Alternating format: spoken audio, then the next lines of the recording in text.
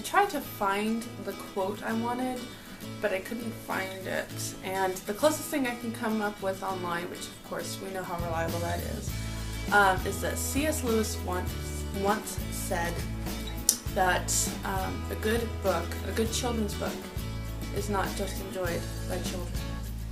A good children's book is enjoyed by old and young alike. So I want to talk about finding that perfect book.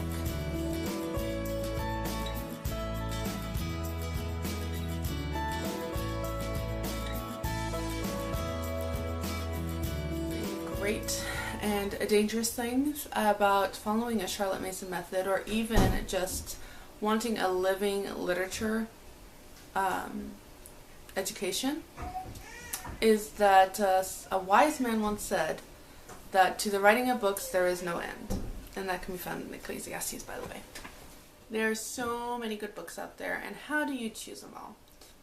I believe I have an advantage because of the fact that I did have a very rich literature education.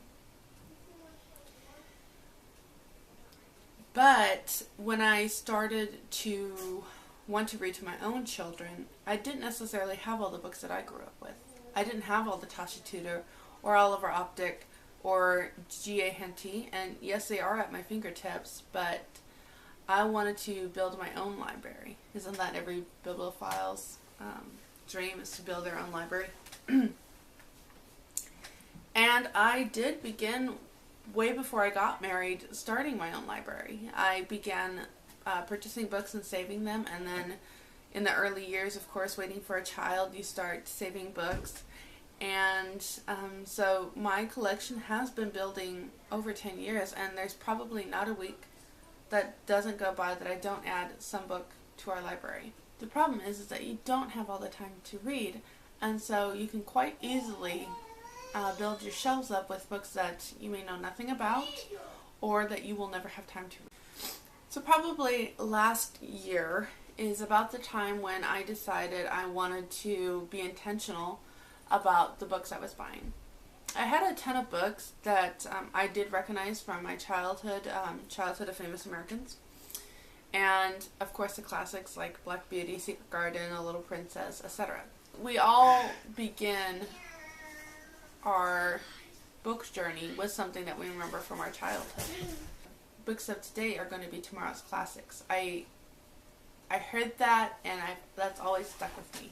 With the Read Aloud revival, of course, you listen to it, and I would put books into my Amazon cart. The problem with that is that it can get quite expensive. Some of them can be old books, and so not necessarily always found.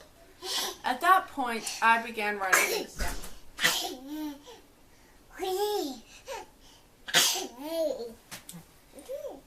It was interesting to me how during that time of trying to decide what makes a good book,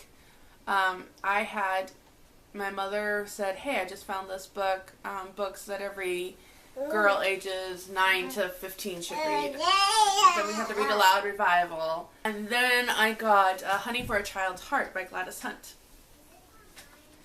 One thing I noticed in particular was if there was a common book throughout all of these lists, that it might be worth pursuing. Little House on the Prairie, of course, is within all of these lists. And Little House on the Prairie is everybody's beloved book. Black Beauty would be in these lists. Sometimes a list would have a book A Wrinkle in Time, that maybe not all of the lists would have. Okay, another interruption aside, we had the Read Aloud revival, we had Pinterest is full of book lists, Honey for a Child's Heart. I stumbled across this. The lists out there are phenomenal, and I'm probably going to end up making my own list of books. But this is a notebook. I know it's gorgeous, isn't it? I always have notebooks around. This is filled with book lists. This will be a book list for ages 9 to 12. Little Women, Little Men, Joe's Boys, Caddy Woodlawn, Mr. Popper's Penguins, The Secret Garden, The Little Princess, Little Lord Fauntleroy, Warriors on Hemlock Mountain, Courage of Sarah Noble, Daniel Boone, Door on the Wall, The Hannah, Then There Were Five, Thimble Summer, The Moffats, Ginger Pie, 100 Dresses, Understood Betsy, so on and so forth. That was, I think, a Pinterest find. I have a Teaching Shakespeare book list. The big long list of good books for children, grades 4 to 6, alphabetized. Adventure and fantasy reading list for early readers ages 5 to 9. And then I began book lists that Sonlight recommended, that Bookshark recommended, that Beautiful Feet recommended. If there's a book list out there, I probably have it written down. Also in here is the book list that Honey for a Child's Heart recommended. These book lists aren't necessarily books that we're going to just start going through and doing. If there is a common book in all of them, then that's the one that I'm going to start pursuing. Also, another excellent thing about these book lists is that it's all contained in this little thing that I can slip into my purse. I write down ones that have an appeal to me. I slip it into my purse when I am at a thrift store, when I am at a library sale, when I'm anywhere and I'm just wondering about certain books, I can check the book list and see if it's something worth pursuing. This has saved me a lot of money, okay? Because I'll hear something, I'll go to Amazon, it's easy to put it in the cart, or half.com, or thrift books, whatever. The problem with that is I have a bunch of books that we just need to read. And so you can spend so much time filling up your shelves with good books to read without ever picking up a book to actually read it. This helps me choose good books to read. This doesn't help me choose which book to read next, but this does help save money and time when I am searching for books to read.